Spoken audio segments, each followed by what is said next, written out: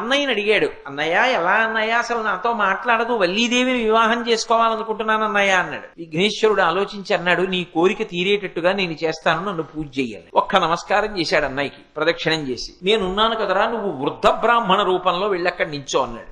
వెళ్లి వృద్ధ బ్రాహ్మణ రూపంలో నించున్నాడు సుబ్రహ్మణ్యేశ్వర స్వామి. వల్లీదేవి చెలికెత్తెలతో ఉద్యానవనంలోకి వచ్చింది. వెంటనే విఘ్నేశ్వరుడు పెద్ద ఏనుగు రూపంలో వెళ్లి తొండమెత్తి పిచ్చెక్కిన ఏనుగు రూపంలో పెద్ద ఘీంకారం చేస్తూ పరుగులు తీశాడు.